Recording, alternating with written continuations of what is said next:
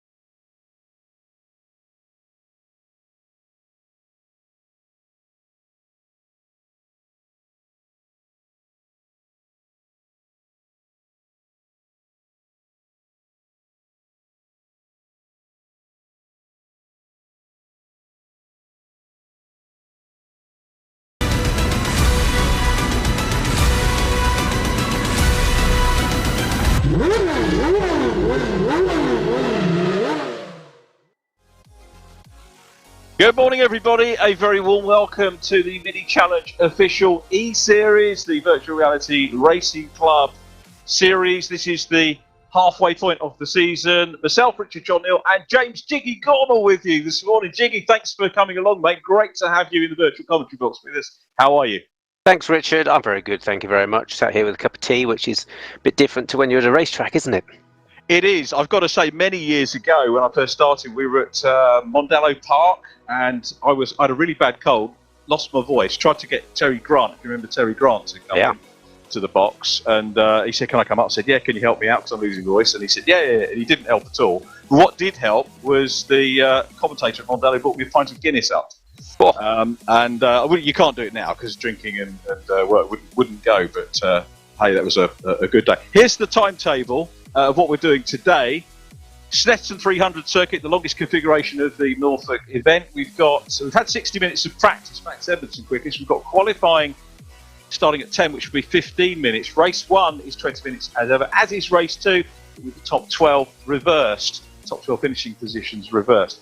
The track length, as you can see, just under 3 miles, hence it's called the 300 circuit. There's the old-ish equivalent circuit, which is 2 miles, the 200 circuit, and a school circuit of 1 mile, which they use as well. Clerk of the course, as ever, is Andy Ringland. Race director Rich Hayden. We'll be having a chat with Rich at the end of the day, and our broadcast director doing a fantastic job. You would not believe what he does to put this together. Mike Yao is with us again as well. Clerk of the course, Andy Ringland and Rich Hayden have had a very, very busy week. And one of the things I wanted to impart is the amount of work that they have done in terms of looking at judicials from the last couple of weeks. They have done a heck of a lot of work, just like in the real world, and there have been a number of points penalties that have been issued. I'm not going to go through those because I don't want to start saying, oh, this driver's got the most penalty points and they've done this or done that. But what I can tell you is that all of the incidents are treated exactly like the real world. So if you are watching it and you see a little shunt, and it happens, you can maybe dish out, or not dish out, but you can cause an accidental tap. But that still has to be looked at, because if you tap into somebody and they go off and lose a place and lose points, then that has to get dealt with by the clerk, and it is by Andy and Rich. So that is very well looked at. We've got the schedule here, as you can see. This is the 4th of 8 events. Ronan Pearson will be a commentator with me next week at Knockhill. A bit of a Scottish flavour to look forward to. And don't forget, you can get involved by using the hashtag Mini Challenge eSeries, and we're getting a number of messages through already, which is really good to see. So Danielle Gordon says, have a good one, Max. There's lots of Maxes, so you might want to clarify whether that's Max Coates or Max Edmondson, who was quickest in the practice session. We've got a good morning from Fernando Duran. Good morning from Spain. Good morning to you, mate. Thanks for joining us And well done. I think you've already answered Lee Fraser, who says, how are you? I'm trying to scroll up and see if I've missed any other ones. There were a couple more. There was one saying Tugger Reed was going to win today. I'm assuming, talking about Simon Reed, we'd like to give some of the drivers nicknames. Simon looking to improve on his best 20th place, round 2 at Brands Hatch. James, though, look, your thoughts on the Snetterton circuit? Snetterton is actually one of my favourite tracks in the country. I'm old enough to remember the older version of Snetterton, maybe not the original, but I didn't quite like that one. But this one, with so much going on, is actually great fun. And I tell my drivers this when I'm coaching, actually, that it's a great test track because you have so many different types of corners. You have to be really on top of your car to be fast at Snetterton, on the 300 circuit in particular. But precision is key as well. Even though it's what is it, the second longest circuit in the country behind Silverstone Grand Prix, precision is so important because you can lose a lot of time, but equally we get a perfect lap together and be miles ahead. Self plug here. In mini challenge, I put it on pole by 0.6 of a second. Wow! Everyone thought I was cheating, which we weren't, obviously. But the fact that I was so far ahead, just getting everything absolutely perfect, floating that car around the bends, and I love it. I'd go there tomorrow. In fact, I'm going there next week, so looking forward to it. Bit of coaching? Yes, bit of coaching in that's in the Janetta Junior. Excellent. Here's some drivers that don't need coaching in the top slots of the championship table coming into Snetterton. Mike Epps is the championship leader by 2 points from Dave Marshall. Jack McIntyre is leading the sim category. Dave Marshall's leading the sim category. Second, Jack McIntyre second. Max Edmondson, real world driver, is third. Jordan Brennan climbing up the table. Jordan, like Jack McIntyre, climbing up a position from the previous week. He's sounding like Tony Blackburn on top of the pops now. He's moving up one position. But we'll try and step away from that particular anecdote. Max Coates 6, and Danielle was supporting Max Coates, by the way. Danielle is Max's Scottish fan from social media, so thank you for that. Dan Zelos 7th from Robbie Stapleford. Rob Butler, who's in the thick of things last week, is top 10 completed by Matt Richards. Then flying Ryan Elliott. Josh Hislop 12th from Josh Martin and Andy Dorman. Damien Hall had a sensational week last week. That's Tony Blackburn, isn't it? Sensational. 15th for the Bajan police officer, the Apex Fever car. Grabbed his first 10 points of the campaign. Jack Noller, 16th from Max Bird. Max says hi to us on social media. Max Bird, get your bum back in seat, mate. It'd be great to see you racing. Jack Davidson, 18th. Then Isaac Smith and Luke Kidsley completing the point scorers thus far. The drivers looking to get their maiden points for this season. Liam Lambert, Tom O'Farrell, Kenny Press, Simon Reed and Josh Stanton. I'm sure with the progress that they're making, they will make that leap up into the points this weekend. David Whitehouse has got a question for you, Jiggy. Will you be racing in 2021? That's a very good question. It's tough times, isn't it, at the moment? And we are pushing hard. It's an uphill battle, I must say. I'm looking to be back in the British Touring Car Championship. I enjoyed my time there last year. Nothing is sorted yet. As ever, it's always down to funding. It is, isn't it? It very much is. Let's now take a look at our hot lap for this week, which comes appropriately from the championship leader, Mike Epps. He's our guy.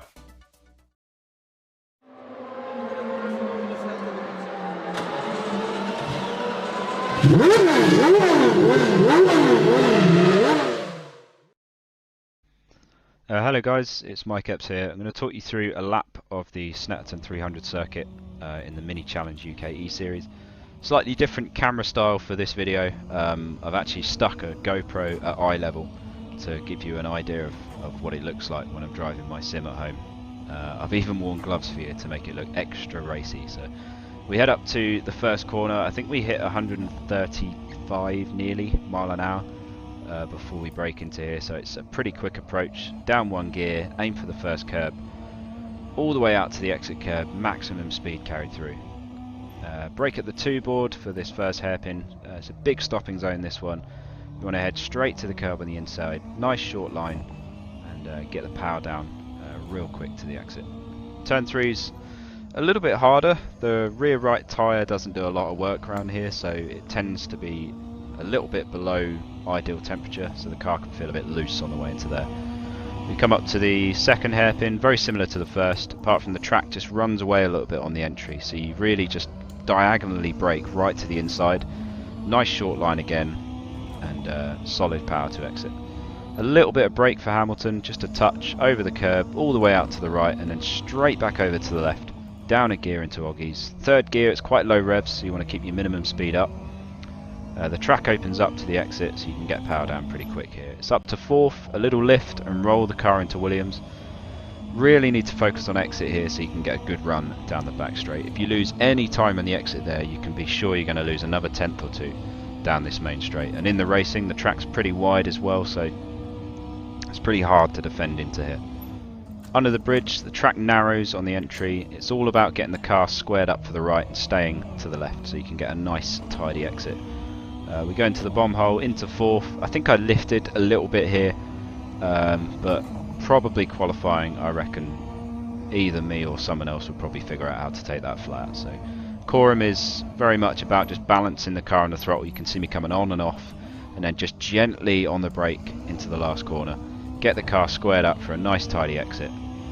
And yeah, down the main straight. That was a relatively average lap of Snetterton 300. I hope you enjoyed it, and I hope you enjoy the racing today.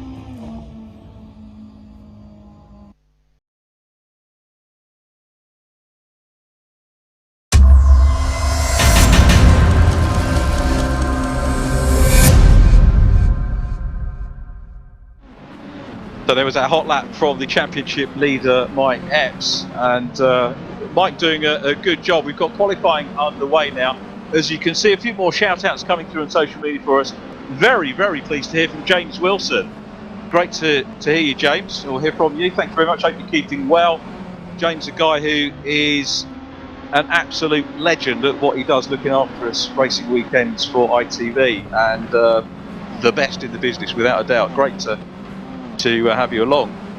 Thanks for watching. And Jeff Edmondson is obviously cheering on Max Edmondson. Some more shouts coming through. Damien Hall was doing a little note there. Sarah Bird says good luck to Damien Hall today. And don't forget, you can drop us a note, hashtag mini challenge eSeries if you've got any questions for Jiggy, or want to know generally about the competition or anything that's going on that you might want to ask. If we can't get you the answers, we'll get them for you next week. Tune in again next week. As you can see, we've got the inset there with Jack Mack. So Jack McIntyre running third in the championship, second in the sim category, only 15 points behind Dave Marshall at the moment. Now, was it Snetterton last year that Dave Marshall, we ran 4 races last year, and I think Dave Marshall won 3 of them, so we're expecting him to deliver big things. Like I was just telling me, it was indeed here, and it set up Dave Marshall's run to the title last year, James, to be perfectly honest. And Jiggy, while we were looking at the points table, I think you had a comment about how close it was, and a comment about the penalties. Absolutely, yeah, we saw in the middle of the points table there quite a few penalties, and it's quite similar to real life, particularly in a one-make championship like the Mini Challenge. The front tend to get away. You have 5 or 6 drivers, and sometimes there's some incidents, normally not intentional. But the middle is where you get the argy-bargy. People see red mist because they're seeing the same drivers over and over again, and they get frustrated. So it was quite interesting that, mirroring real life, all the penalties, well, they're in that middle zone there. Not unusual in racing, but certainly not the mini challenge. What does it mean to you as a driver? We've got the scary tree in the background. I always love that, which I think we've got blown down, didn't we, one stuff. Yeah. I was going to, in terms of mini challenge, obviously we have this partially reverse grid. Now, with you being the kind of driver that bangs in the pole positions and the wins in race 1, when you get the partially reverse grid, that pulls you into that pack where there could be some mayhem. So is that something that you've encountered? Yeah, it's a balance, actually, because you need to move forwards. To win the championship, if that's what you're trying to do, you have to get forwards. You cannot be finishing 10th, 9th, 8th, really, because that's just not going to cut it. So the top guys are getting into the top 5 in these reverse grids.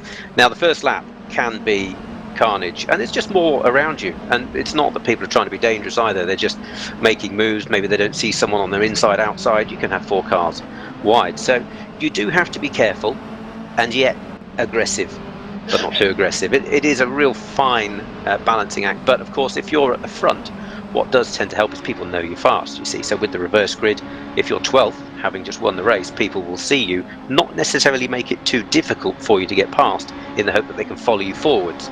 So other people around you thinking does help.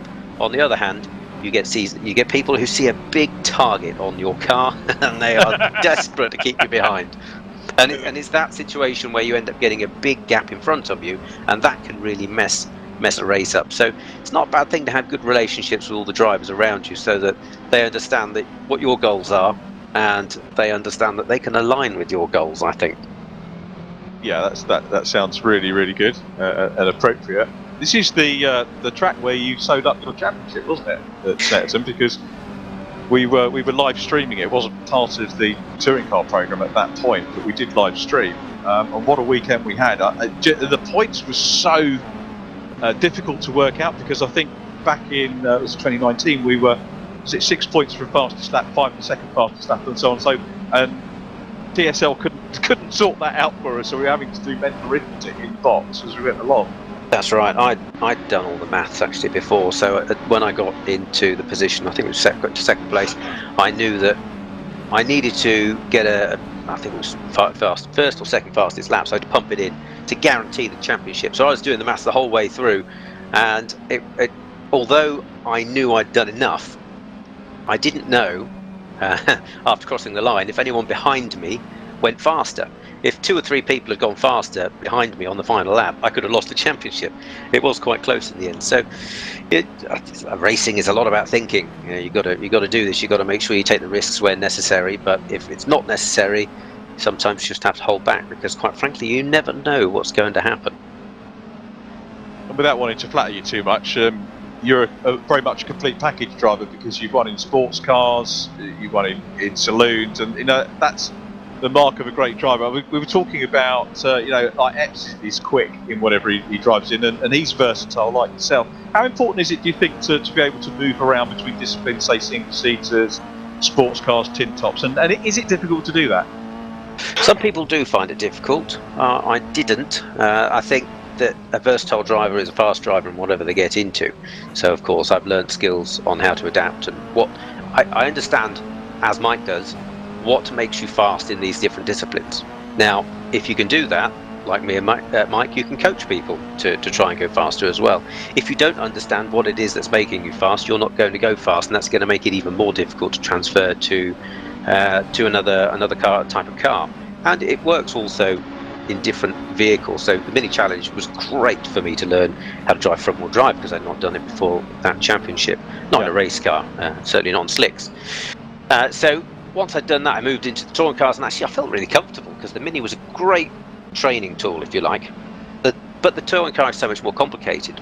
So again, although front-wheel drive, I ticked that box, I then had to understand the far more complicated setup parameters on the touring cars, the rear steer that you can put into it. So again, if you're not adaptable, it'll take you a long time to get up to speed. And so working hard on and off the track is very, very important if you want to win anything, frankly. Yeah, great feedback. And just looking at the times we've got at the moment, Jordan Brennan goes up to P2. Mike Epps still on provisional pole. Jordan was the main focus of nicknames last week when we had Anthony Williams with us in the commentary box, and we re-established that his old nickname was the Bear, and someone said Jordan the Juggernaut, and we've just had a mix-up of the two from Kay Baker, who says Juggy Bear, which is good because that combines the two. So fair enough, little nod to Starsky and Hutch, I think, isn't it? Going back a little bit. I don't know if Kay's old enough to remember that. Jiggy's probably not old enough to remember Starsky and Hutch, I shouldn't think. So I'm not properly. Only the 4-3 runs actually. Really, I'm afraid. I'm going to dig myself out the eight. I do like a good nickname, though. Obviously, with most people calling me by mine. Yeah, it could be a bit of a brand, can't it? Absolutely, yeah. And these days you need to find ways to stand out, because the bit on the track's the easy bit. It's off track. It's finding your partners, finding your funding that's difficult. So you need to show people why you're different. Yeah. Following Dan Zelos at the moment, he's in 12th place. I think gets dropped down to 13th because Max Evans climbs up. Max Coates having a look as well. Dave Marshall in the 66. Dave the Machine Marshall goes up into second position. We're looking forward to. We know we're going to see Dave Marshall in one of the Cooper rounds this coming season on a British Touring Car Championship weekend. The sim winner this year gets a non-VTCC round, and I think as much as anything else that will be because it will be difficult to have two VTCC weekends if Dave's on one and someone picks the same one. Difficult for many to soar, so we've got a non-VTCC weekend, but the second and third places will get the chance to come along to a weekend. And we're going to do a meet and greet, say hello and explain what goes on in TV land as well. Just really looking forward to seeing whoever can get there, and of course anyone that comes along to the track.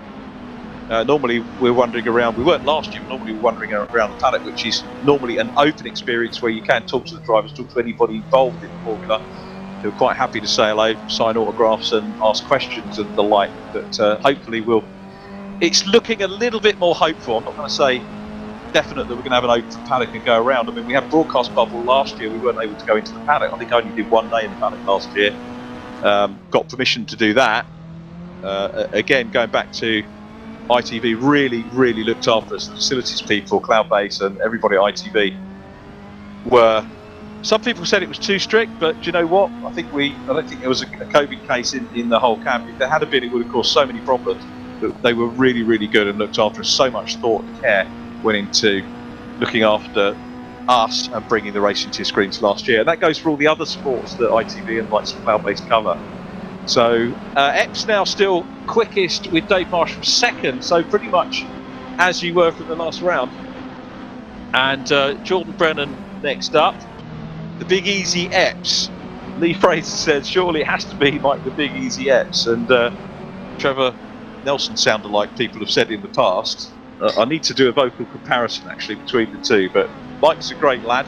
Could be on for another poll interview here. Epps has been very quick in all of the sessions that we've had. He's had 2 poles and a third in qualifying thus far, but only 1 win. He's been consistent on the podium. The top winning driver so far is the Machine Marshal with 3 wins, but got knocked down a little bit down the order with 12th position in our second race on the Auckland Park configuration last weekend. There is Simon Reed. Great to know Simon's got some followers out there on social media. Great nickname as well today, Tugger. it would seem. Yeah, Tugger, it's great. Yeah, Zach Hollis says, yes, Tugger. The times they've been starting to come down. They're not quite as quick as some of the times we saw in testing, where I think someone did a 2-minute dead, which is quick, very quick. But Dave Marshall there, just less than a tenth behind Mike. That is so close. We are talking centimetres across an entire lap, and that's a 2-minute lap. It's a long way to go to be that close. He's really close, isn't it? And those 2 guys, of course, remember, are, as Jiggy is coaches, Mike and Dave will coach you on your sim. Jiggy, I think you had a sim last year. You were saying that's gone back though, because you've got plenty of other things to be working on at the moment. But you're very much a coach available to help people in the real world. That's right. Yeah, I did quite a bit of preparation actually on the sim. These sims are great for getting you ready for the real tracks too. So ahead of any test day, I would jump on. We'd do a couple of hours just to get in the zone, because that's what they are. Brilliant tools. They're great fun. But if you use them properly, then they can really help your real-world driving, which is why we see people move into real-world and doing well. Look at Jan Mardenborough. He is so talented. He was a great example of someone that went from the console over to the real world. Just looking at Liam Lambert in the number 5 car, one of the Mini Cooper drivers, trying to get up into the point 22nd at the moment. I had a shout out actually on social media yesterday, Jiggy, for you, from a guy that I know from Legends Cars Racing, Si Haraway, said raced with you a long time ago in karts. Yes, right, yeah. Si Haraway's a top lad, very quick in Legends Cars. Didn't quite get the rub of the green. He was top 3 in the championship, didn't quite get the rub of the green to take the overall title. I think he's moved on and looking at business commitments and stuff like that at the minute. I'm not working on Legends at the minute, but super paddock and really very good people, as indeed most of the paddocks that we get involved with are. And there's Josh Martin, the only driver we've actually seen with the inset using the goggles, virtual reality goggles. So not quite sure. Last year I had the stats on how many drivers were using all the different equipment, but I'm guessing that's an Oculus setup that he's got, Josh Martin. Currently in 15th. It is Oculus, yeah, thanks for that, Mike. So 15th place, that's a point scoring place potentially for Josh Martin. When you look at the quality of the field though, Jiggy, we've got a minute to go on qualifying. Jordan Brennan now top, 2 minutes dead 0.194. Mike Epps second, Dave Marshall third. So Juggy Bear. Not a lot of time to get another lap in now with a 2-minute lap and only a minute left. So he may well stay up there unless someone pops it in. But it is so close. We can see the top 10 there separated by less than a second. Now, normally around this track, it doesn't really matter unless you're in a really low-powered car where they are a bit closer. You don't tend to get 10 people who are all within a second around the 300 circuit. So it just shows you how close it is. And these guys, they do so many laps. Sim racing is hard. It's a different discipline to the real world stuff, but you have to do so many laps. It's such a commitment to become fast. And Mike Epps was a great example of someone that's quick, but he did quite a bit of sim racing, and now look at him, he's upped it even further. And in fact, he's a paid professional, I think, when it comes to this sometimes. Yeah, I think you're right. Super performance from Mike, second position, but Jordan Brennan really upping his game from previous rounds this season. 6th, 5th and 7th in qualifying, his record thus far. Provisionally on for pole. We've got Tanya Buckley saying good luck, Max Coach, stay safe. And Chris Dace, thanks for telling us that Tugger Reid is on VR as well, so he's using that bit of kit. That's great to know, thank you for that. Alfie Glennie got some support out there from Dan Gower. Tugger's the driver of the day at the moment for the support. Well done to all of his fans, but it's JB at the moment. That's Jordan Brenner, not Jensen Button, for any of you who might know otherwise. So Juggy Bear on pole, provisionally Mike Epps P2, Dave Marshall third, and there is Epps going through the Big Easy, they call him, and second position of Dave Marshall. Isaac Smith, good to see Isaac up there, the 1-2-3 car. It's got to be his best. Isaac's been consistent in qualifying, 7th, 8th and 9th, and now potential 4th, so we're starting to see drivers make some progress. Obviously that's going to be at the expense of other guys who will drop back down the order. Nice inset of Mike crossing the line, so the time is up. Looks effortless, doesn't it, Jiggy? It does, but then that's what it needs to be. Sim racing, real life, it needs to look a bit easier. If you're thrashing around at the wheel, you're not going to be fast. So a cool, calm person is often a fast one. It means everything's under control. Looks like we're going to be having somebody new for our interview as we watch the number 12 machine still pedaling its way round the 10th connotation. But now, sector 1, he goes purple. So has Mike Epps saved the best till last? I know from doing touring cars last year, the commentary on touring cars, where we had the split sessions in qualifying, just how key these laps are. It was a little bit over on sector 2, coming down towards the timing line now, and Epps goes on pole. That was superb, and what we love to see in real life as well. Not great for JB, but Dave Marshall's still got to complete a lap as well. The black and red car about to go across line 66 now. He's in third. He was quicker in sector 1 as well. Marshall crosses the timing beam and stays third. I'd actually already written down some of the top drivers, so I'm going to have to change those rounds. So it's Epps from Brennan, Marshall, Isaac Smith fourth. Max Edmondson is next up in 5th position, but pole position going to Mike Epps. He's getting used to grabbing these, and we will have a word with him in just a moment, as soon as we know he's there.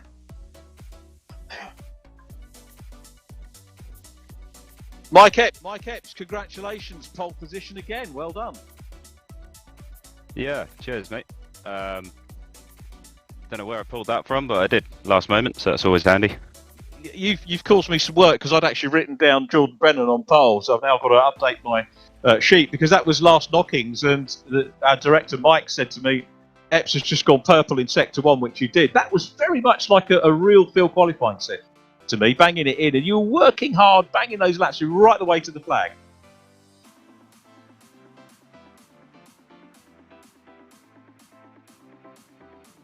Can you hear me, Mike? I think we've lost you.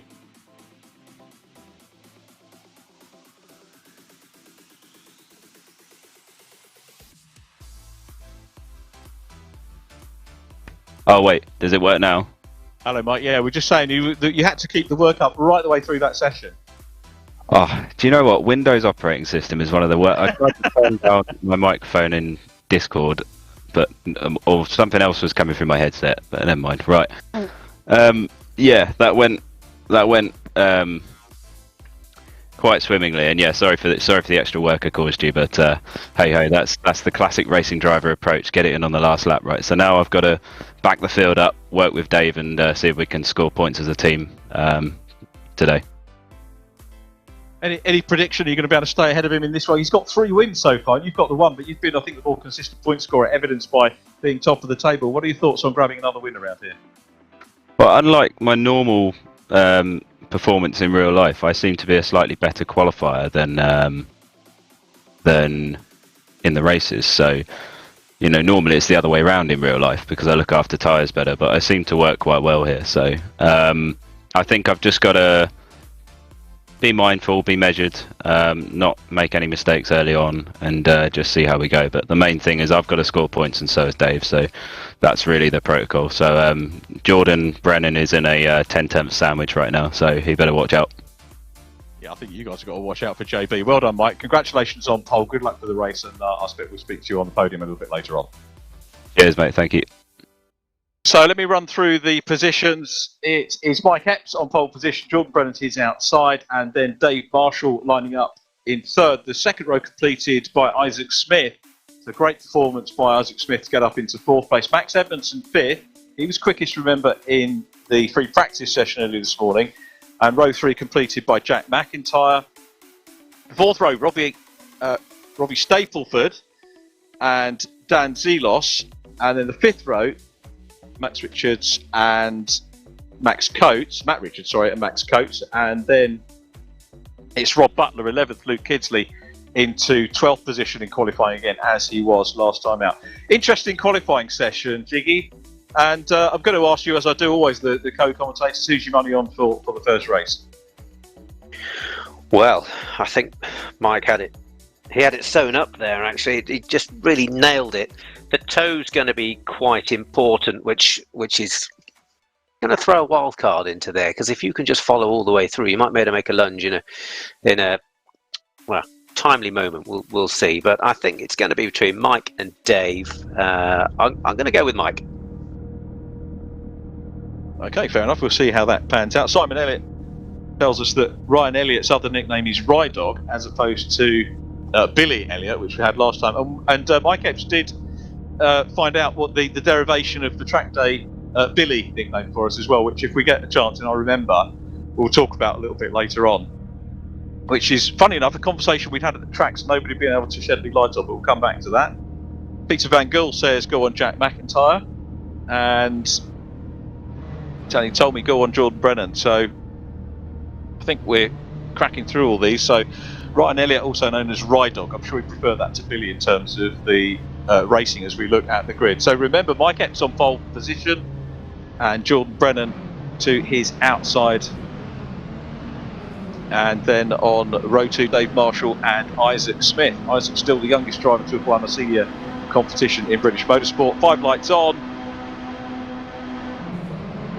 Out go the lights, and we are away, and it's Jordan Brennan looking to make the most of that inside line as they go down into turn 1 for the first time, and it's Brennan that leads them. Great start by Brennan. Dave Marshall in the mix as well. As ever, a little bit of a kerfuffle as they go through Riches for the first time, down towards the Montreal hairpin, as 'twas known, now known of course as Wilson, but Brennan made a decent start, relatively clean there, Jiggy. Yeah, it was. He just managed to get his nose ahead. I saw Dave Marshall there have a big slide through turn 1, which for Mike and Jordan was nice because it gave them that little bit of breathing space to take a line that's not quite as slow as you might normally have to do. When that pack's right behind you, you do have to cover quite a lot, certainly into the first hairpin, to avoid getting smashed up.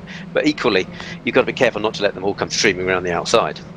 Quite a few overtaking positions, aren't there, on this track as well, which is the big bonus for me as a spectator stroke commentator.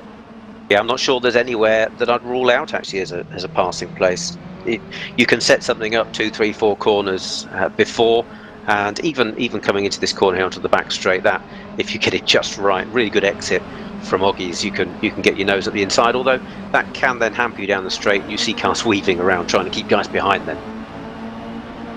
So Brennan leads them down the Bentley straight and coming into the Brundle Nelson complex, and Mike Epps looking poised here thinks about having a look down the inside line, a bit too far back maybe. They're going to come out of Nelson, head down in towards the bomb hole, 2 or 3 wide there. We've got a car across the grass losing out just a little bit. I think that might be Rob Butler who drops down on the timing. Oh, it was Max Coates in fact that drops down to 9th place. Rob Butler goes back in front of him.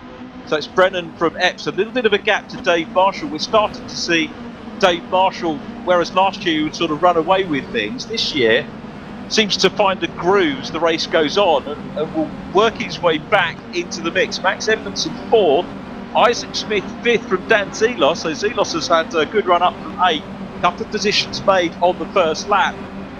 So it's Brennan out front from Epps at the minute, a little side by side going on a little bit further back. Some more social media coming through. Josh Bailin, hi Josh, good to have the Ginetta Challenge champion watching us today, saying go on Epps. And Dan Gower says Alfie Glennie have a go for it as well. Alfie up into 22nd place at the moment, chasing Damien Hall.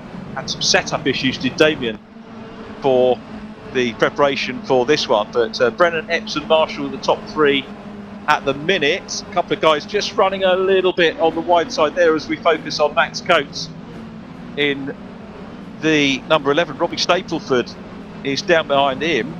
Robbie, of course, was at the Ginetta Scholarship, which I've mentioned before. Was he one of the drivers that you took out, Jiggy? Oh, it's all a blur, Richard. So many people that had never driven a car before coming along. It's a fantastic scholarship, of course. 60 odd youngsters that were there. Yeah, it'd be difficult to remember, wouldn't it? It was. Some people have never used a clutch before either. So it's an eventful scholarship, but really good, really good event. It's for all abilities, isn't it? You know, you can have people just getting it as a present to come out for the day and have the experience of the sadist on the fitness, Richard Chessman, or going out with you guys and getting some real experience, you know, to drive a car like that for the first time. It's a super thing to do. Yeah, that's right, and the abilities are taken into account as well. You don't have to be necessarily the best, fastest driver to win that, and that championship's a great one to feed into this one. Actually, in fact, I'm coaching a driver, Frankie Taylor, right now in my old Mini, and he racing the Ginetta Junior, so it's a good place to learn your craft. Interestingly, Mike Epps here, he's keeping his powder dry. He's bang on with his lines. Jordan Brennan, he's a bit offline in a few places. He looks like he's pushing hard. I think Mike's keeping his powder dry here. He's just trying to get a gap away from the main field, and it's not unusual to try to do that. Not fight too much now, get away, and then you can fight for it, knowing you're not going to get demolished by the rest of the field behind. Jordan, a champion in, I think, another. I saw, obviously there are so many sim championships, but I'm pretty sure has won sim championships before. And another driver like Si Harraway, through time in the Legends paddock, his dad, Mikey, helping out Dave Newsham, another touring car driver, moved up the ranks, of course, from Legends cars. Scottish Legends originally, National Legends, then Clio Cup champion into touring cars, and of course the Norscott car won a race here at Snetterton in BTCC, which you remember well. So Jordan, part of that setup. It'd be great to see him have the chance to come mini racing at some point.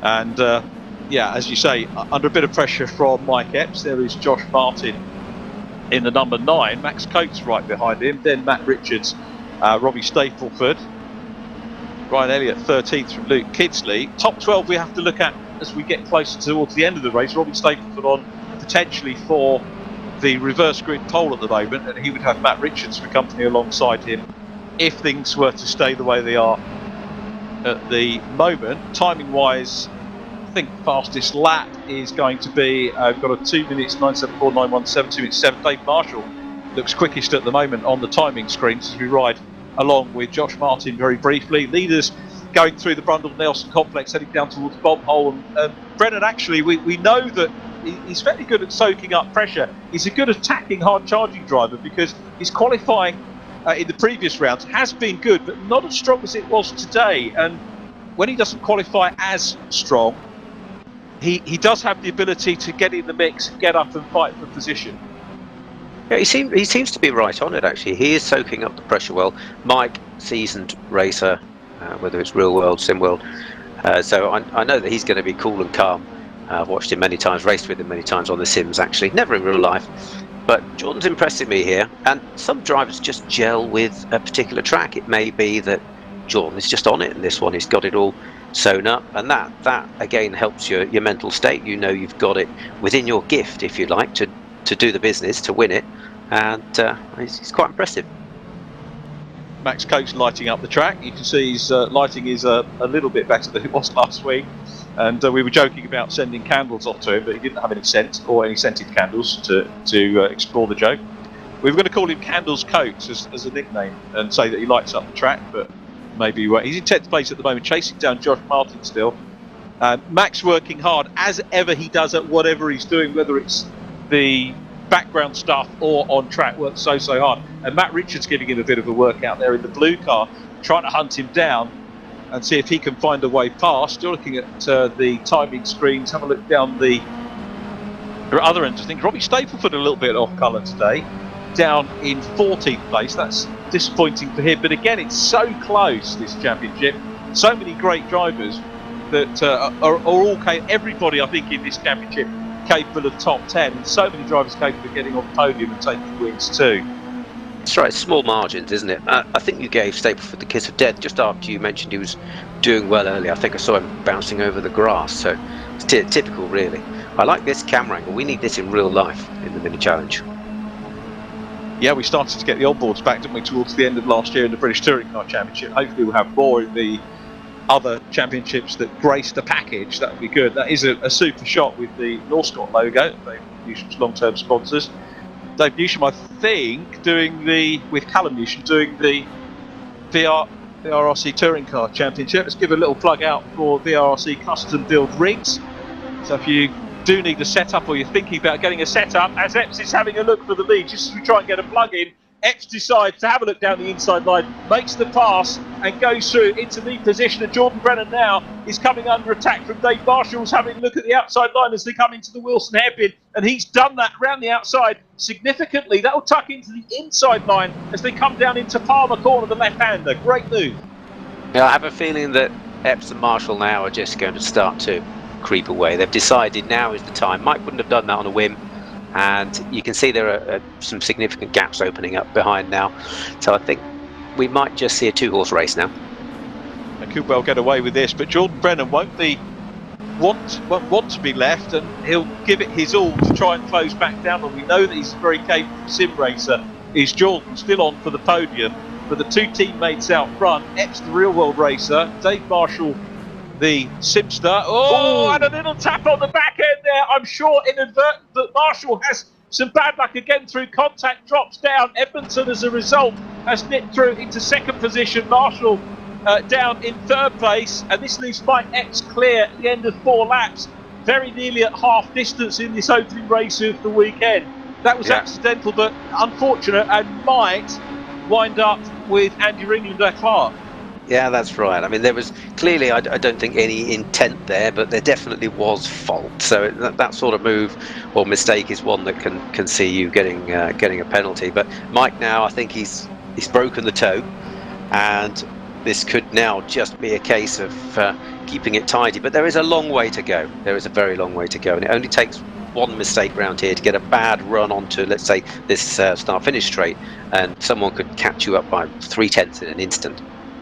Yeah, it could all still change, couldn't it? So Epps is out front. I was going to just give a little shout out, if this is maybe lighting a bit of passion and you want to have a go at this, then you can do a lot worse than get a VRRC custom build rig. And superb setup, which many of these drivers have done to get themselves going, but it's not just for people in competition. As Coates gets involved there, Josh Martin in 9th position moves up. We've got some support for Liam Lambert coming through on our social media feed from K20AA. So well done that. Hashtag Mini Challenge eSeries if you want to drop a note of support for your favourite driver, and let us know also who you think is going to be driving the race in this one. But it's Epps still out front at the moment. Max Coates working hard now, back ahead of Josh Martin, and you can see Matt Richards down behind as well.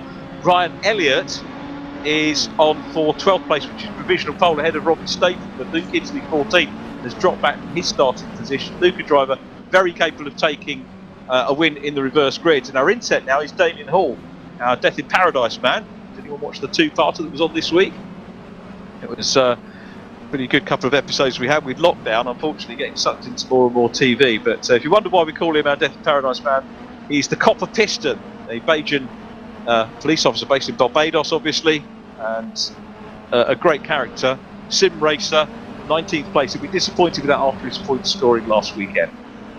Echoing your comments, Richard, about getting involved in the sim racing. If anyone out there wants to do some real world racing, Mini Challenge is a really good place to start. There's a ladder. You can start on something like the Coopers, which are, I'm going to say, relatively cheap. Motorsport is not cheap, but it doesn't have to be massively expensive. Then you can work your way up to things like these JCWs, which are fantastic fun, and I really enjoyed my time in these minis, and I'd recommend it to anybody that is thinking of having a go. And it's a competitive championship. I mean, taking a title, as you did, as Nathan Harrison did as well, it is hard earned because they are, it really attracts serious, talented drivers, doesn't it? That's right. No championship is easy to win, unless you're in a championship of one in your class, of course.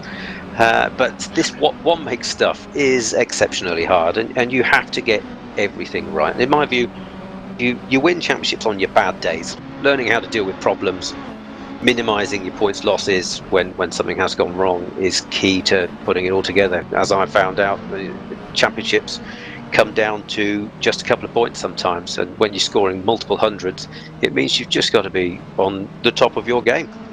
Yeah, it's a good summary. Winning a championship on your bad day is a really good quote. And do you know what? That's actually a good one for you when you get youngsters who have a bad race and their heads drop. That's a good thing to be able to tell them. I'm sure coaches do tell them that. Gemma Lambert says, "Go on, Lambert, get up there." So this would be the home track, wouldn't it, for Mr. Lambert? I'm not sure if the Coopers are going to get a chance to race here for real this year. I need to go and check up on the schedules that we've got. There's Robbie Stapleford, as we said. K20AA says Liam Lambert smoked the pink cigar. I have no idea what that is. Do you know, Richard? I've no idea. I hope it's not inappropriate. Me too. He's got some online support watching, which is really, really good. So Liam running in 17th at the moment, not far away from those maiden championship points for this year, as is Tom O'Farrell looking to score points, the Holiday Homes Isla driver, having a good run here. O'Farrell's best result so far, 18th. He's running in 16th place, so looking stronger as it goes on. We're on board for having a look. We're not on board, we're having a look at Ryan Elliott. Now, do you know, Jiggy, where the term Billy comes from in terms of track days and coaching? I do. It's Cockney rhyming slam, Billy Bunter. I don't like the term because most people, as you pointed out, don't know what it means, and therefore they're using it as, I don't want to say derogatory, but it's not a nice term to be used. So I tend to tell people off when they use that one.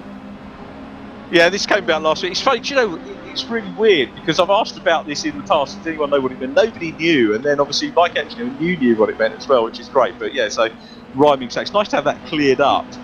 Yeah, but yeah, I agree. We're the pros, you see, Richard. We have to know these things. It's I agree. It is a bit of a derogatory term. So we'll call Ryan Elliott Ride Dog, as Robbie Stapleford has a little nibble away at the inside line. Is that Richard Branson in the Dunlop balloon? I suppose he'd have the Virgin balloon. You know, actually met Branson once at the balloon festival at Brands Hatch. Absolutely enthralled by racing he was. Really, really enjoyed it. And interesting in Edmonton, catching up ever so slightly. He's taken a 10th and a half out of Mike in the last 30 seconds. Well, he seems to have pulled it back out again now, but he does have a decent gap. It could fall apart very quickly though. Yeah, Max had his first win, Max Edmondson, in the reverse grid race at Alton Park. He's always got the outright pace. He was on the podium at Brands Hatch from the reverse grid, and really sort of stepping up as the season goes on. Strong qualifier, 9th at Brands Hatch, the opening race of the year. 2nd at Donington Park and 4th. So 5th today. So he's always been in the top 6 in qualifying. As you say, he's got the pace, trying to hunt down Mike Epps. Dave Marshall here, not doing as well as we might have thought on the recovery, trying to close down on him. George Brennan still in 4th. Isaac Smith in a quiet 5th position, but nonetheless picking up points. And then Dan Zelos, this would be a home match, wouldn't it, for Dan Zelos as well? Yeah, Dan's done he's done quite well, I think. Come on a lot from last year. Very quick, of course, in the JCW Championship in real life too. So I thought he'd run Nathan closer last year because his qualifying pace was excellent and didn't quite come to fruition. I don't know if is he racing again? Is he confirmed that he's doing this year yet? He hasn't made the announcement yet, but we're hopeful that he's going to be doing it soon. Yeah, he's definitely a He'd be one of my tips for the win, actually, if he is doing it again. Rebecca Dawson's getting crosswise with what we're saying about the Billy Elliott nickname. So Ryan Elliott's, one of his nicknames is Billy Elliott, as in the film and play and whatever. But Rebecca, what we were saying about was the origin of the term Billy as used by track day instructors, not for him, but for general people, and it's Billy Bunter Punter, so the people that might be paying the money. So that's where that comes down. So he's Billy every day of the week, then, isn't he now? He is, yeah. So hopefully cleared that up. Epps is still the leader. Max Edmondson in P2. Luke Kitsley in 13, trying to get up with Robbie Stapleford and get back to where he qualified in 12th place. Ryan Elliott 14th, Jack Davidson down behind him. It's a very quick part. When you think about Jack Davidson down in 15th place, is fighting for a solitary point at the moment, it just goes to show how competitive it is. Liam Labb 17th, Andy Dorman manages to make up the position, goes up into 16th ahead of him.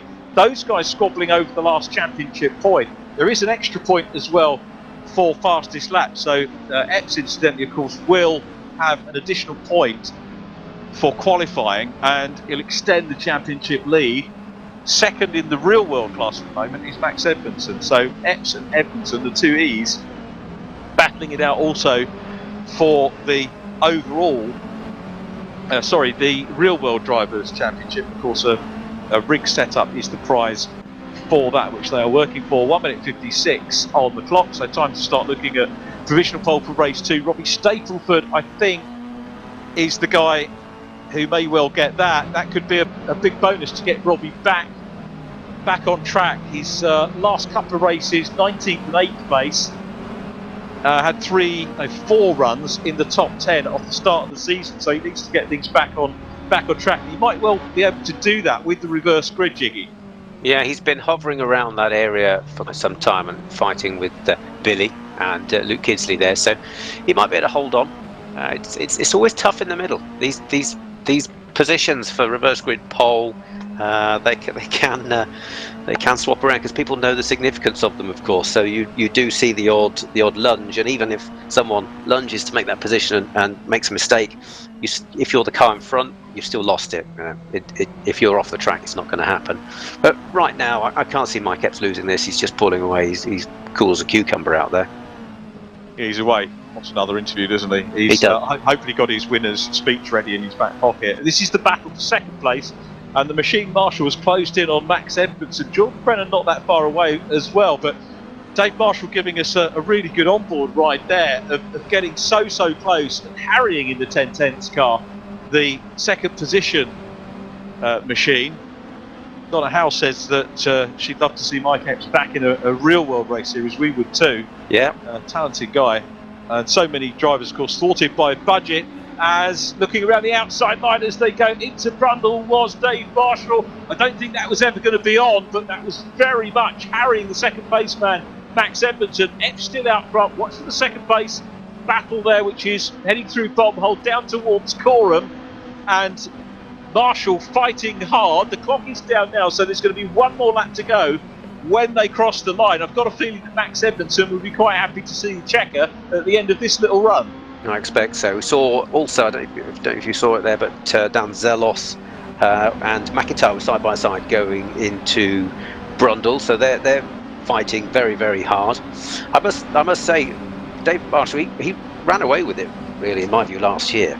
He clearly hasn't got any slower, but I think it just shows what the level has done over the off season. Everyone's got so much faster, and it's so competitive now. He's got him down the inside line. A little tap from Max Edmondson. Jordan Brennan coming back as well. So it's a 10/10 1-2 at the moment. Mike Epps from Dave Marshall. The hard work for Marshall paid off. Slipping through on the inside line at the hairpin. Max Edmondson third. Jordan Brennan in close proximity now for third. Here he's actually that big lead that you described. And this is his now, very much. Got a note to go on Mike Epps from Harry Yardley-Rose. Good to see Harry out in GT Cup. Last year, I was commentating, I think it was Donington Park, wasn't it? We did the round there. Looking forward to commentating on GT Cup again. Just the one round for me this year. Mark Werrell's going to be able to be looking after it for you on the live streams. But I'll be with you at Alton Park. Mark is tied up elsewhere, but I'm really looking forward to Alton Park that weekend. As Dan Zelos still in the mix there, Jack McIntyre right behind him. That's the battle for 6th place, and McIntyre piling the pressure on here. He is, yes. They've been like this now for must be 2 or 3 laps, I think. And Zelos not covering as much as I thought he might do. That's probably going to bite him in the backside right here. Yeah, maybe not. Here they come then. So Dan Zelos is on the outside line, holds on to it for the inside as they go through Nelson and Jack Mack. Up ahead of, just so you can see on the inset, having a good look. It's going to be a little bit nearer the front because provisional pole at the moment still with Robbie Stapleford. Zelos still under pressure. These guys on the last few corners. It's Mike Epps out front who has taken the checkered flag. Mike Epps' second win, responding to my point that he'd only had 1 win thus far. Dave Marshall will take second position from Max Edmondson, and then Jordan Brennan in 4th place. Jack McIntyre busy chasing Dan Zelos. Zelos finishing 6th, immediately behind Isaac Smith. McIntyre 7th, then Rob Butler 8th. Quite but impressive stuff from Rob Butler to move up from 11th on the grid. Max Coates was in 9th place from Josh Martin, and then Matt Richards, Robbie Stapleford completing the top 12. So it's going to be Stapleford and Richards on the front row of the grid for race 2. Epps will start in 12th place, so the 6th row of the grid will be Epps and Marshall, so the 2 teammates together again. Then it's going to be Edmondson on row 5 with Jordan Brennan. Here's how they finish. Let's just run through the result for you. Mike Epps the winner from Dave Marshall and Max Edmondson. Jordan Brennan next up, then Isaac Smith and Dan Zelos. Jack McIntyre in 7th position from Rob Butler, Max Coates, Josh Martin and Matt Richards. Robbie Stapleton 12th. Then Luke Kinsey just missing out on that reverse pole. Jack Davidson next up from Ryan Elliott and Andy Dorman. Liam Lambert 17th from Damien Hall, Jack Noller, Josh Hislop, Simon Reed and Tom O'Farrell and Kenny Press. Just thoughts on, very quickly before we go to our interview with our drivers. Any thoughts on that opening race, Jiggy? I think that was very controlled by Mike. I said early on that he was just taking his time, and sometimes we guess that they're doing this, but actually I do think he was, and I think that was controlled. Dave did well to recover. It's a real shame we had that incident for 2nd place, but I thought on the whole it was quite a tidy race, not too many incidents further down the field. Great side-by-side stuff as well, so typical mini race, minus the argy-bargy. I would very much agree with that. It was a fairly, let's say tame race, but a fairly calm race. Let's go down and talk to the drivers on the podium, starting with 3rd place, Max Edmondson. Max, it was looking like 2nd position for a long time, but Dave Marshall, the machine, just snuck up on the inside of you at the hairpin on that in the late stages. Yeah, I had the pace to, well, be around Mike, but then obviously tyres started to go off towards the end and Dave just got past. And thoughts on the rest of the race for you? Obviously you managed to sneak through when there was a little bit of contact from Jordan Brennan on Dave Marshall, and you took that opportunity well, read the situation well, nipped through, and that's what you have to do, isn't it, in those situations? Yeah, just keep as close as you can. As soon as a mistake, just sneak through.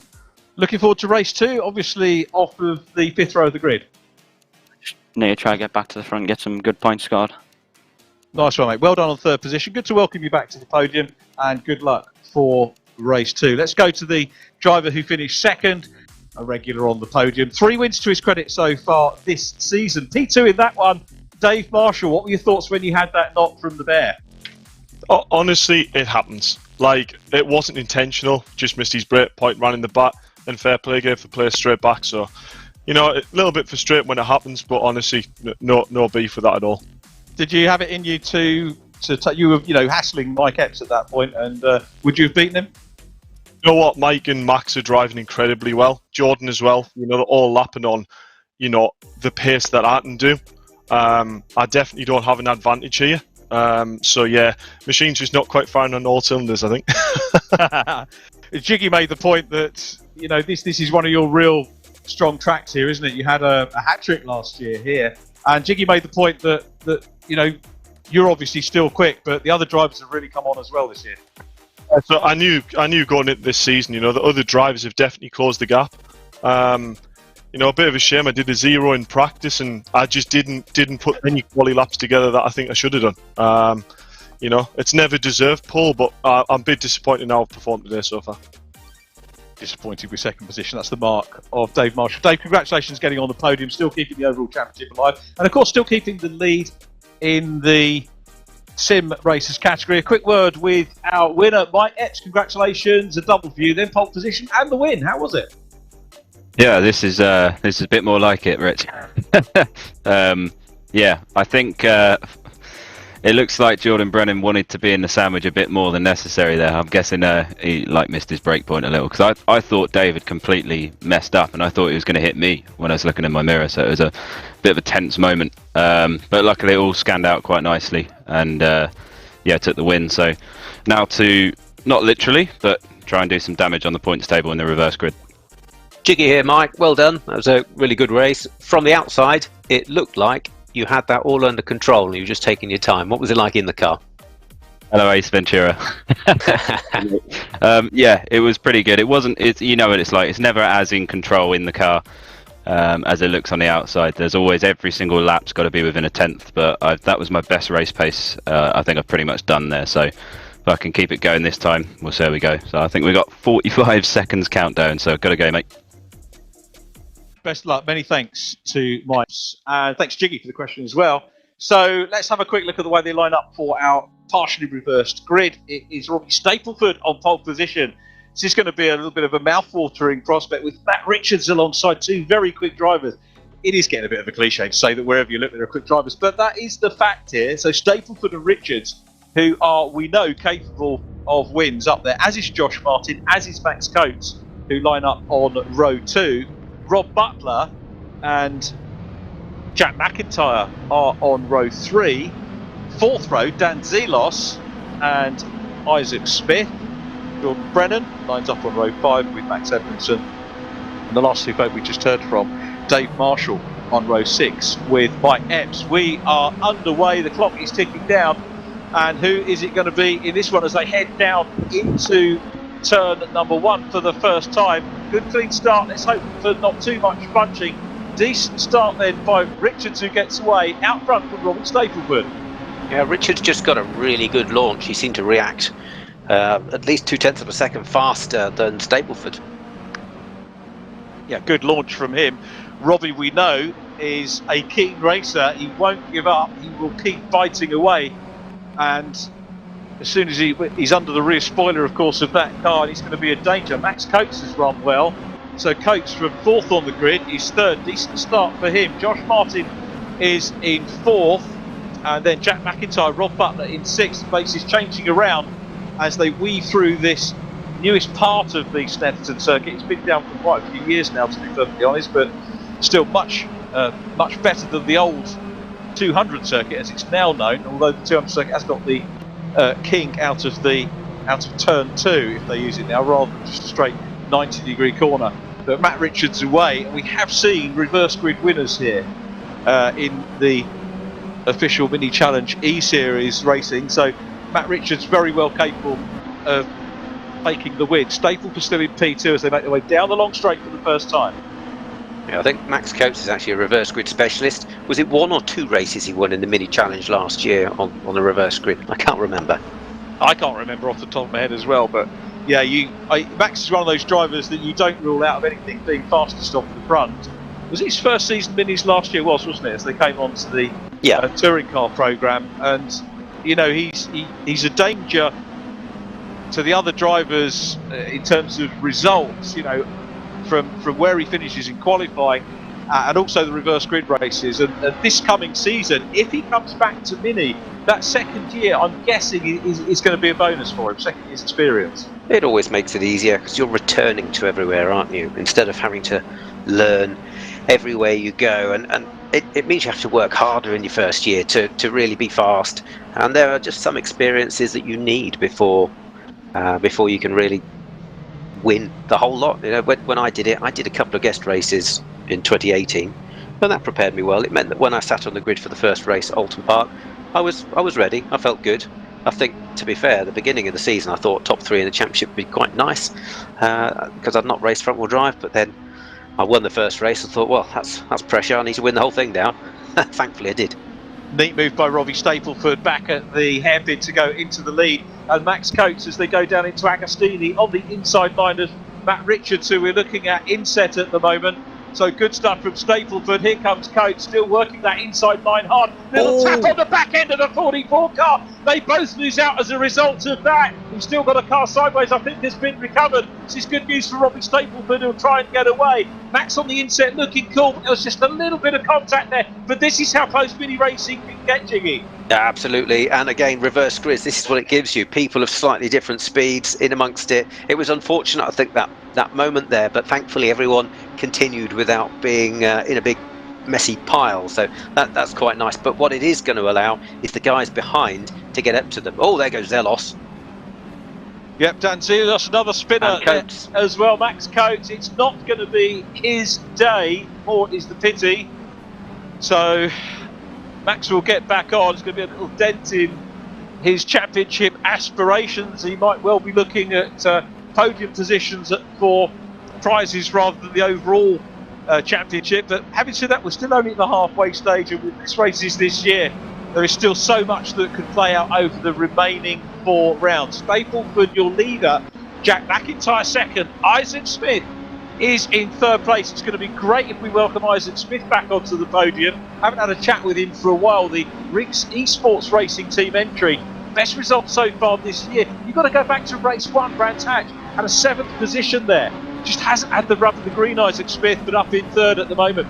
Dave Marshall's coming through. He's in 6th place. Mike Epps is 7th from 12th on the grid. Max Edmondson next up. Epps has dropped back a little bit and has had a moment now in 10th. Matt Richards 11th, but it's Stapleford, McIntyre and Smith out front, again proving the value of these reverse grid races. I'm wondering though, as we look at Jack Mack in P2, the silent assassin, the Silverstone Composites logo which we saw sported by Dave Marshall last year, I'm wondering whether we're going to see Dave Marshall have the opportunity to come through from a podium. There's a bit of a gap developing, isn't there, Jiggy, at the moment, but Marshall could here show his expertise around the Snetterton configuration. Yeah, I think a podium's on. I'm not sure if he can get to the win. McIntyre, I think, might start making progress, but then Staples fast. In the background, we saw Epps sideways. Judging by the angle, I'd say he got a tap, and it was actually Edmondson that was right behind him at the time. So there might have been a little bit of contact there. Well, I'm sure we'll find out in the post-race scrutiny. Lap time's a little bit down on what we've seen so far. Stapleford with a 2 minutes 1.626, 6.62 for McIntyre, 2 minutes 2.1 for Isaac Smith. Smith looking pretty good. Maybe saved his setup, his tyre setup, to count for this last race of the day, second race of the day. As we look at Jack Noller, very cool, calm and collected, in 18th place at the minute, trying to get back up into the points. Is Mr. Noller, who's had a few good point scoring races so far this year, and he's got Mr. Reed, Tugger Reed, right behind him as well, trying to get up into the points as well. Damien Hall is a couple of places ahead of them in 16th, knocking on the door of that first championship point for this weekend. Ryan Elliott sitting in 15th place, which is the solitary point, but it's Stapleford, McIntyre and Smith still there. As we look at Damien Hall, I think we decided that the Bajan time 4 hours behind us, so it's 5 to 7 in the morning there, so he's getting up real early in the morning. Is Damien Hall to have a go? That's brutal. I'm not sure I'd like to do that.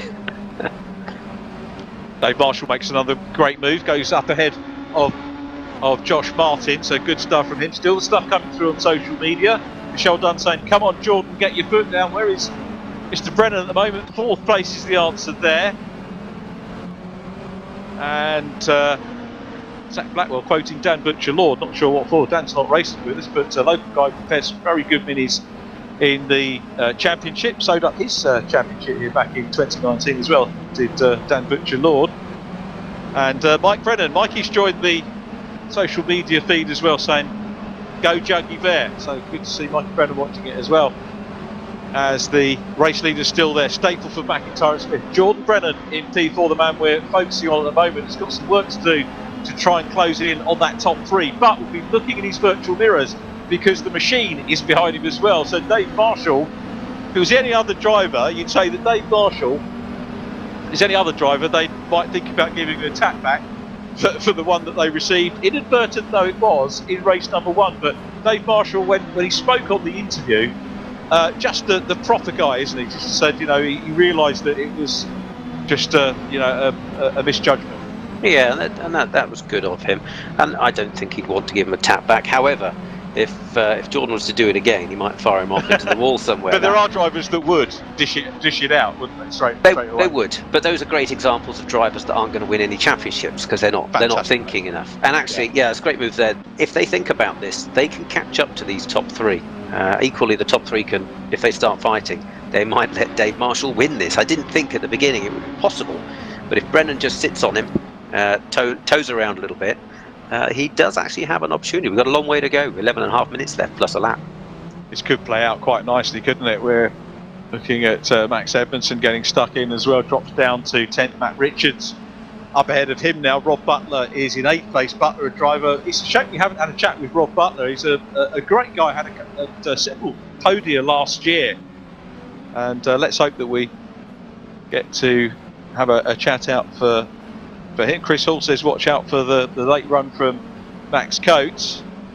Late push, he says. I don't think it'd be a literal push, but a push to try and get onto it. I've had a question asking what the rough cost of a full rig is. I don't know the answer to that, but we'll try and get that from Mike as an idea. I'm guessing it's depends what you want, but state of the art, I've been told around about 10,000 for a state of the art kit, which these guys deliver. So hopefully that's answered the question on social media for you. Can start at 5 grand, 10 grand, very much top spec, but give you an idea. Talk to the guys anyway at VRRC Custom Build Rigs if you are interested in having a go. Max Edmondson still in 9th position. Stapleford, McIntyre, Smith, Dave Marshall in 4th. Marshall's 2.6 seconds down. You'll see that Mike Epps has managed to release himself. He was having a bit of a scrap. Now, he was looking to take some decent points out of everybody in this race. He knew that was his goal. But, of course, Marshall has he's got away. I think Mike can minimise the loss, but it's going to be tough to stay with him given the gaps ahead of him. Yeah, very much so. What's the line we go again? Looking back from Rob Butler, it's amazing seeing the superb simulation that's done of these tracks. You know, so much that you recognise, and it's just absolute detail, even in the distance that you can see here. Butler 8th, chasing Mike Epps. Mike having gone past, closing in now is Max Edmondson. Matt Richards in 10th position is behind. Then Luke Kidsley and Dan Zelos.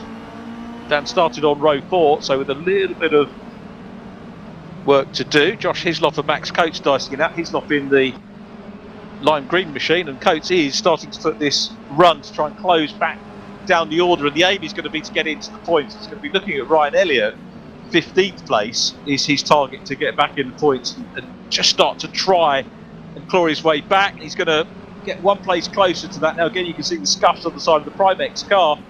Max works hard. Good clean manoeuvre there on the inside line though. Nice clean pass. Yeah, it's good. I think he'll probably have designs on something a little bit higher up than 15th. And we saw a few of them like Max and Zelos. They got involved, didn't they, at the beginning? So Zelos is going to be trying to claw his way back up. A good race from Luke Kidsley. He's up in 11th. That's a big improvement from earlier on.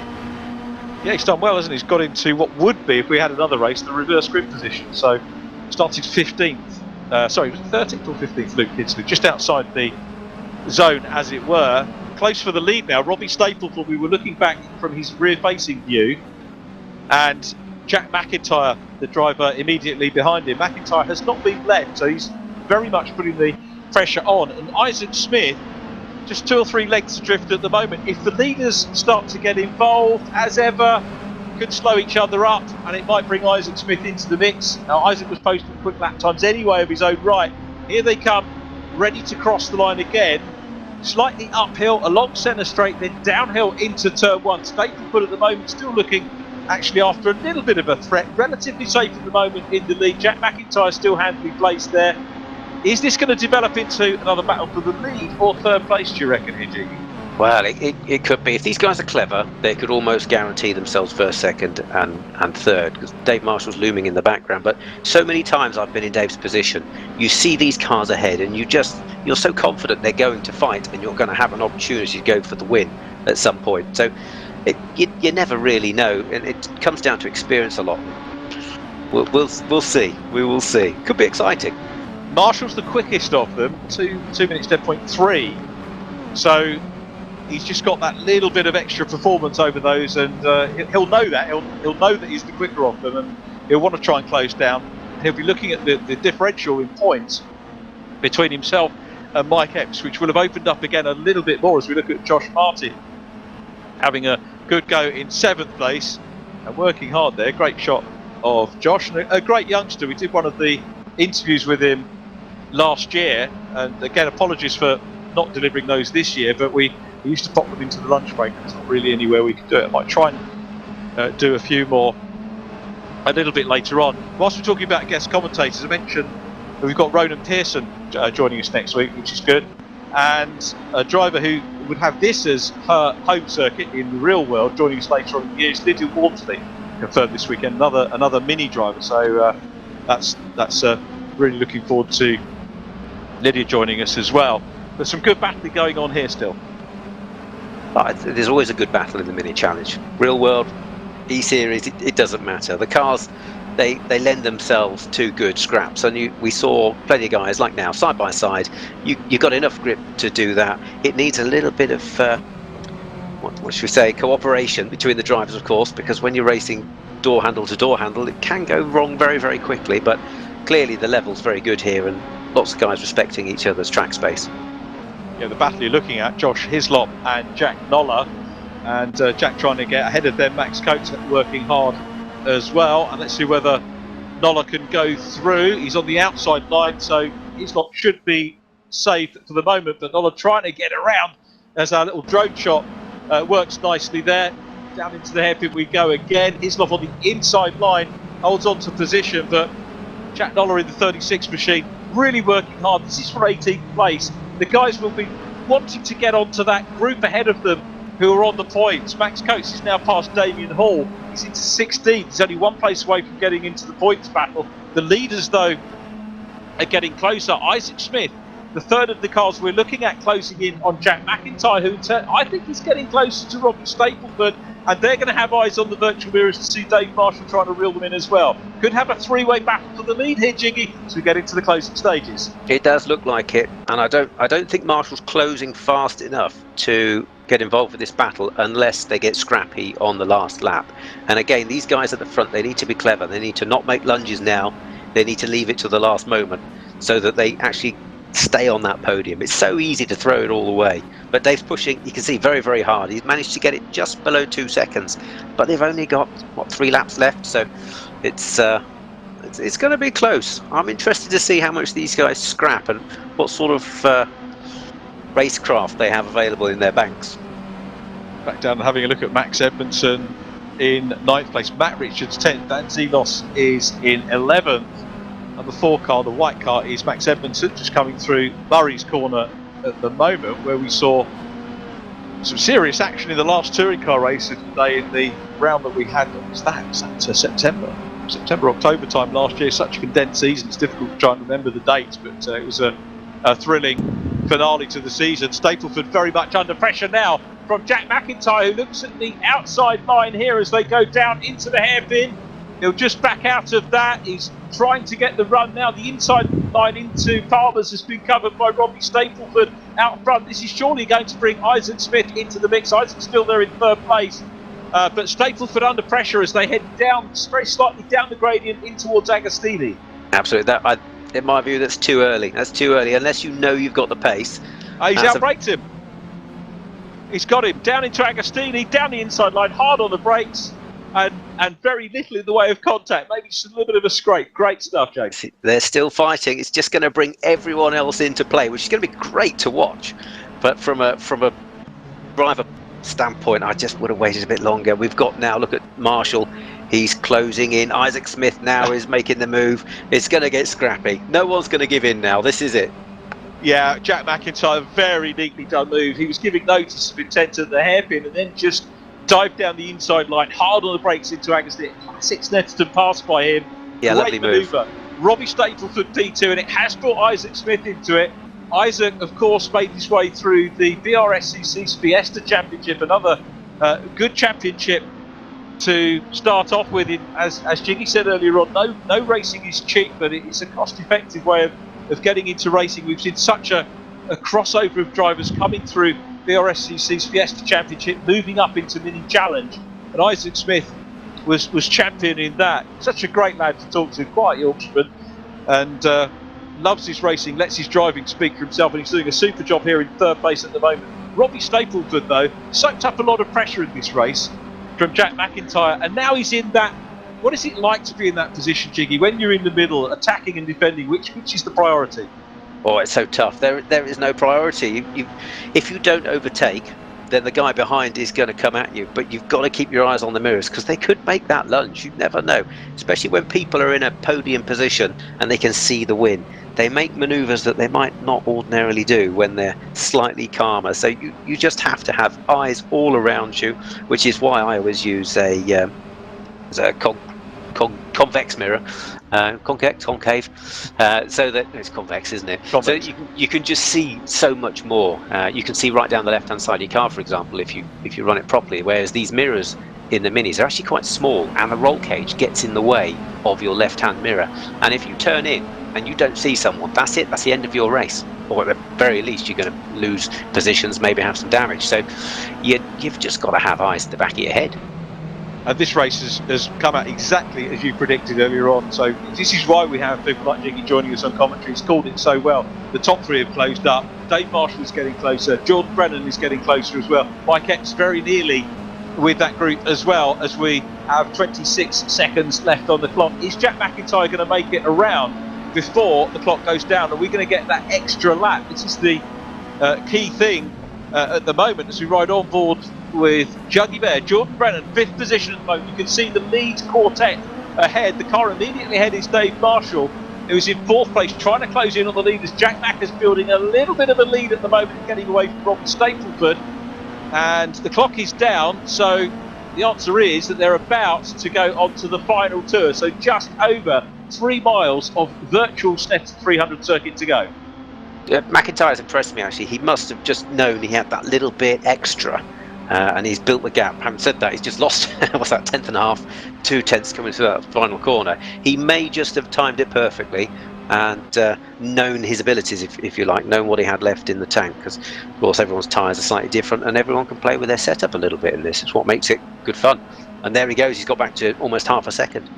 Yeah, he's built this well. He's looking for a second win of the season. Most of his results have been top 10. He's had a couple of glitches which have kind of dropped him away championship wise. He's 3rd overall in the standings, 2nd in the sim category, and it's only Dave Marshall ahead of him in the sim races. And Jack Mack, a driver I'd love to see come and join us in the real world as we ride on the last lap on board with Jordan Brennan ahead of Mike Epps, who is in 6th place. Dave Marshall immediately in front. Jordan won't want to throw any points away at this stage, but he's getting very close to the machine. Marshall, who just can't close in enough on the lead trio. We're looking set to see the trio again. Not really any battling going on there. They've all found their own space, and I think found a little bit of calm, and such as it can be in this last lap, and it looks like McIntyre is going to hold on to it. We are now starting to see Isaac Smith just closing in a little bit on Robbie Stapleford for P2. Yeah, I think it's settled now, though, actually, Richard, that they're too far behind, unless they make some sort of crazy lunge, which I don't think anyone in this top bunch are likely to do. They've been quite controlled, but I don't think anyone's going to be able to make a move now, as exciting as it would be.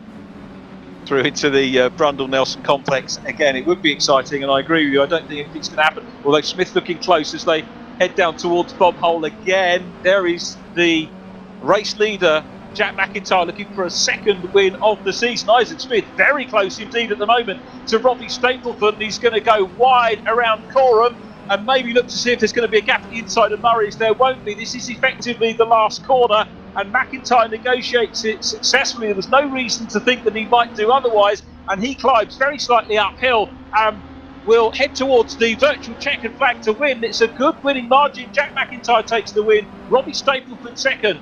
Isaac Smith is in third place. Dave Marshall, the machine, picking up some good points in fourth, ahead of Jordan Brennan and Mike Epps. Josh Martin seventh from Max Edmondson. Rob Butler in ninth. Then Matt Richards completing the top 10. The rest of the championship points going to Dan Zelos in 11th, Jack Davidson 12th, Ryan Elliott 13th from Max Coates, who did make the most of his quest to get into the points, 14th, and Andy Dorman grabbing the last championship point in 15th, just ahead of Luke Kidsley. Jiggy, thoughts on that race and perhaps the driver of the race and maybe driver of the day as well? Well, it was a cracking race by McIntyre there. Actually, he did time it perfectly in the end. I might even stick him as driver of the day, because he dealt with the pressure, made the manoeuvre when he needed to, and he didn't do it too early. See, it's too easy to lunge when you think you might have it, but he just had it. You could see he was ever so slightly pulling away from the moment he got past. Dave Marshall, really good job of getting back through, and Epps there having to recover as well, because it could have gone all very, very wrong for him. But really good, tidy racing from all the guys at the front. Good to see.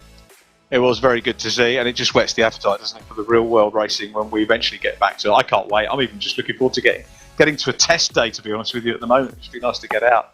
Let's just recount the result for you here before we chat to our podium finishers. Jack Mack, the winner, from Robbie Stapleford and Isaac Smith. Dave Marshall was next up, I think, with fastest lap point as well in fourth place. Jordan Brennan fifth from Mike Epps, Josh Martin, Max Edmondson eighth, Rob Butler, Matt Richards in 10th from Dan Zelos and Jack Davidson, Max Coates 13th from Andy Dorman and Damien Hall, Jack Noller 16th from Liam Lambert, Simon Reed, Tom O'Farrell in 19th, Craig Timmins was 20th.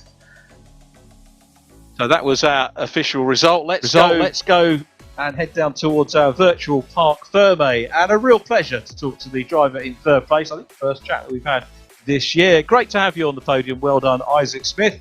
Talk us through that race, and it was tantalising. You were getting very, very close to Robbie in the closing stages, but P3 for you.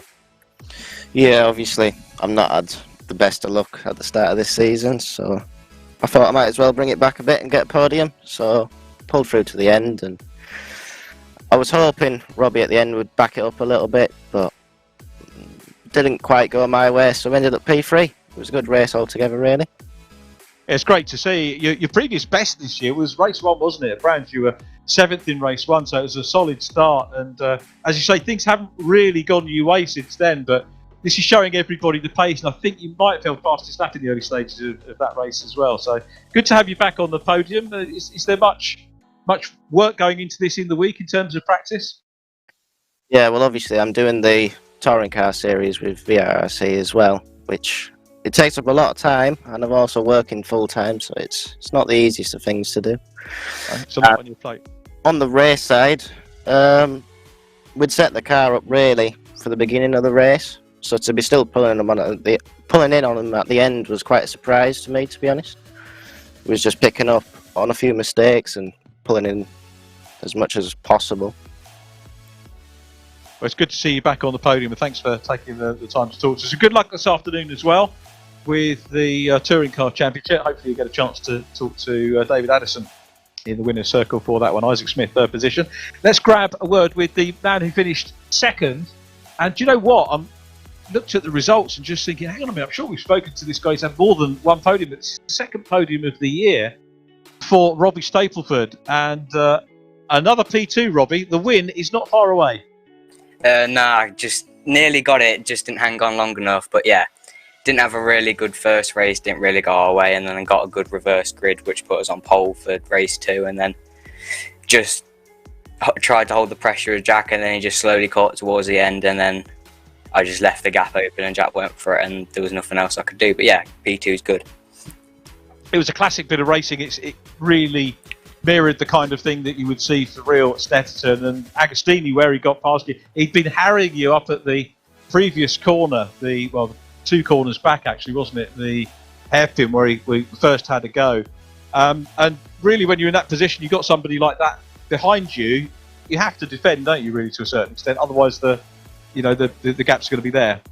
Yeah, Jack won't risk a stupid move, but if he sees the gap open, he'll go for it, and he'll probably get it stuck because he's pretty good, and you just got to defend and just hope he don't find the gap to go for. How are you doing with your real world aspirations for this year? You're down as a real world class driver in this championship. How are things coming along? Things are coming along great. I don't know what I'm doing yet because obviously COVID and that, but hopefully soon I'll know what I'm doing for this season. Well, make sure you ping us a message and let us know when you have got something sorted out. But in the meantime, it's really good to see you in the eSeries here. Well done on P2, and we're looking forward to you getting your first win, mate. Yeah, thank you, Rich. Robbie Stapleford there in second position, and our race winner, driving the Zancho 1010s 37 car, second win of the season, a fourth podium of the year. Jack Mack, he's back, the silent assassin. Well done, mate. Cracking move as well. Talk us through that move down to Agostini. It was a bit of an opportunistic one, I think. I hadn't really planned to do that, but I was right up behind Robbie, and then just saw the gap open and just like split second, just went for it. So glad it paid off. Glad Robbie left me a little bit of room there. He could have squeezed a little bit harder, and we maybe would have come together. But no, that was a brilliant race. Snetterton was a bit of a bogey round for me last year, so it's good to get a good result here this year. That's a nice comment from you, respecting what Robbie did, and I echo that. I should have maybe said that to Robbie as well. A move like that, it was a great move by you, but equally, as you said, had he not given you the room, and we'd have seen in real world many times that might have ended in tears. But hats off to you, though, because you had a go for it, and you built up to it as well. I remember the late, great Brian Jones, commentator at Brands Hatch, you're probably far too young to remember in earnest, but I remember him describing a lap at Brands Hatch, one of the Grand Prix years ago when Brands used to have the GP, where Alain Prost, the professor as they called him in Formula One circles, actually was working out an overtake 5, maybe 6 corners before he actually did it. And we were looking at that from you there, because you were harrying Robbie, from turn 1 down to turn 2 at the hairpin, and he had to defend, and ultimately there was going to be a gap, and it very much looked like you were thinking that through. Yeah, I mean, I knew as soon as I got right up to Robbie that I had to do something soon. I could see Dave coming up in the background in 4th, and then Isaac behind. So I knew it was, as soon as I was up behind him and he started defending, that I had to get through straight away. So it was, a few laps of trying to figure out where I was quicker. I think the way that I've got the car set up is a lot different to everyone else. So it's faster in some areas and slower in other areas, and then I guess that gives you a bit of an advantage sometimes. So just went for it. Glad it paid off. Well, it's only yourself, Mike Epps, and of course Dave Marshall, who have got more than one win in the championship this year, so well done on joining that group. And we're going to have to go away and work the points out and see where everybody is, but you finished ahead obviously of Dave, so it's going to close things up for the Sim Championship again. Well done, our winner of race 2, Jack McIntyre. Great to talk to you. Cheers, mate. Thank you. So there we have our top 3. 2 good races here at Snetterton. I'm going to ask Jiggy. I think we've already had the comment on driver of the meeting. We're thinking of Jack Mack, Jiggy. Yes. Brought him in contention. If it's not Jack, then Dave Marshall's just scored some solid points here today. Also, a lot of really good drives actually, clean and tidy. Great racing. And have we got Rich Hayden comments on driver of the day as well? I'm not sure if Rich is with us yet. Yeah, I'm here. Thanks very much. Yeah, it was a great couple of races. I'm going to agree with Jiggy. I think Jack Max had an excellent second race, really calculated on the overtaking at the end there. Knew he had something in hand, as Jiggy said, and managed to pull away. Got in the pack in race 1 and didn't have a great result there, but race 2 he really brought it back. Couple of more comments coming through on social media. Mark Helen says, Tugger Reed, 100% driver of the day. He's got some support, hasn't he?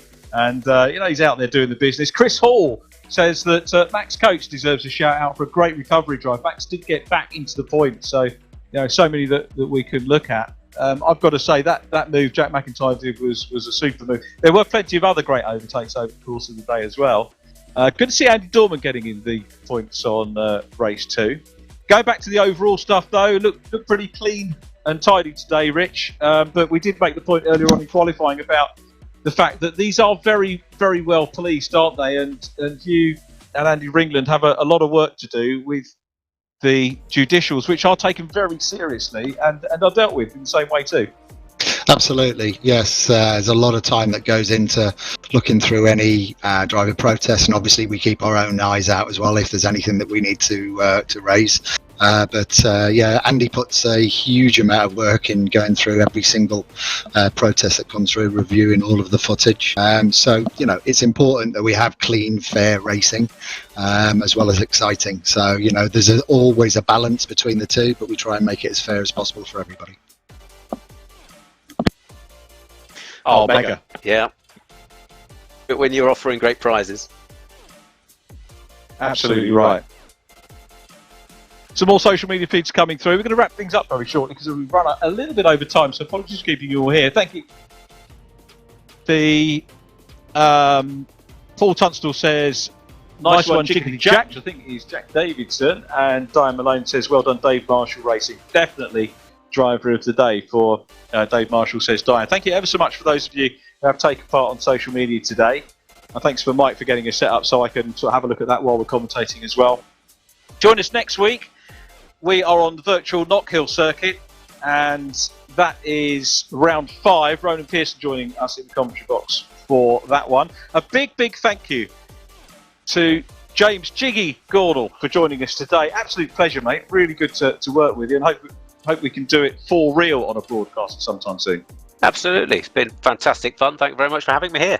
Absolute pleasure. Top job, and good luck with putting things together for this season. A big thanks, as ever, to Andy Ringland and Rich Hayden, we heard from Mike Yao in the background, for doing the business for us again, following the drivers that we wanted to have a look at, changing the shots, doing a super job on the direction. A big thanks to all the drivers and all the supporters that have come through today for us. So join us again, same time, same place, probably living room, maybe a PC, stick your headphones on, grab a coffee and join us for a trip north of the border. From me, Richard John Neal, and Jiggy James Gornall, and the whole of the team here, a big thanks for watching.